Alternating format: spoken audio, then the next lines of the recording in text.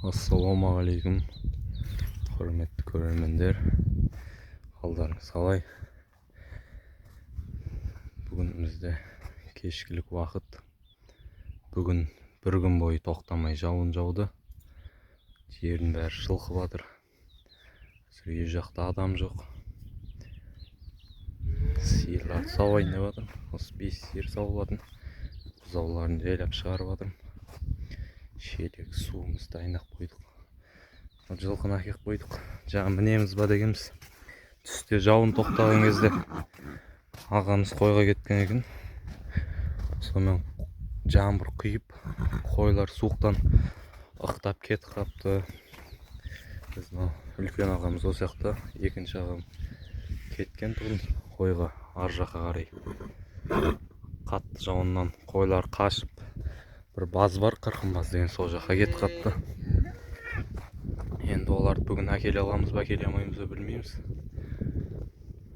Папа кетті мотоциклмен бағана. Ар жақта келатқан жолда машина тығылып қалды. Ана жақтарда, осы жақтарда ағашпен баратыр, қазір ағаш алып. Сол мен қазір осы жақта сиыр сауып ойнап жатырмын. Кешкілік уақыт, жердің бәрі көл болды.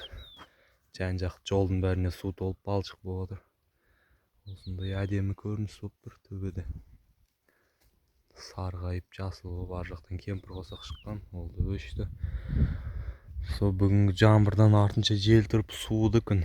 Сонымен ар жақта Сеңгірбай деген ауыл. Сол жақта қойлар өліп жатыр екен суықтан. Жаңбыр өтіп кеткен ғой. Сонымен бізді ауылда бір ағамыз бар, сол звондап айтыпты, сол базға кетті қойларың деп. Сонымен сол жаққа кетті үйдегілер. Бізден де бір қойлар түгелдеп келеді қазір. Сонымен бүгінше сояқта қалатын шығар, болмаса айдап келеміз қараңғы болмай жатып. Сол, енді бізде басқа жаңалық жоқ. Қойлар кеп атса оны да түсірем. Қазір сиырлармен сол үй жақ. Алдында тасып атқан шпалдар. Осымен бас соғамыз ба деп отыр енді, Құдай қаласа. Ана жақта тағы шпал бар. Бұзауларға соғамыз деп бастағанбыз. Әлі аяқтаған жоқпыз. Сырт-сыртын осылай шпалмен жауып тастаймыз ба деп отыр. Ана жақтар құдық.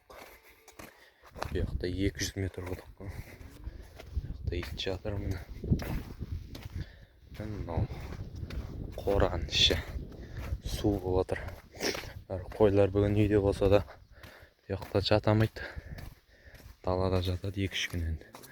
Ортасын бәрі бөлініп, судың бәрі аққан ар жаққа. Баздың іші былай нормальный. Аяқтың бәрі су жиналып. Тауықтар қонақтап отыр. Үй жақ талдар өсіп тұр. Былтыр еккенбіз. Биыл осы өткенде жақсы өсіп қалып еді, сиырлар кіріп кетіп, сонымен талдар талқандапты.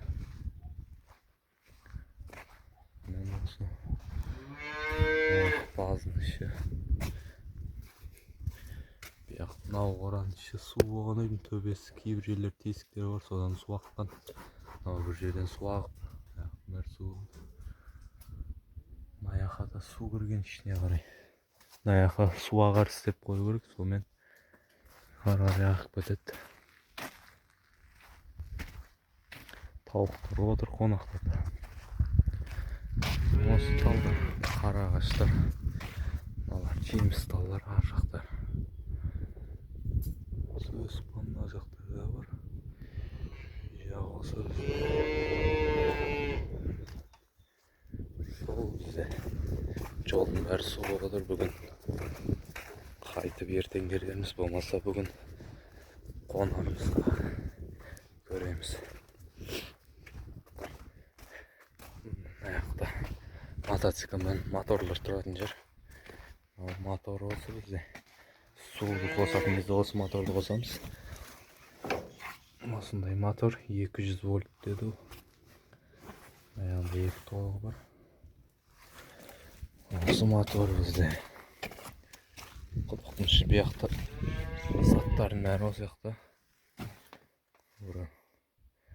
тауықтың жемін алар. Бидай, арпа. Осындай ыдыстар bu жақта. Керек емес заттардың бәрі осы жақталар. Мынау құдық мұны. 200 метр қазылған. Осы құдық. Ара терең 200 метр. Құрал саймандар, ноқталар, арқандар, темірлер осы жақта. Иттер жүр күзетіп. Жамырдың астына.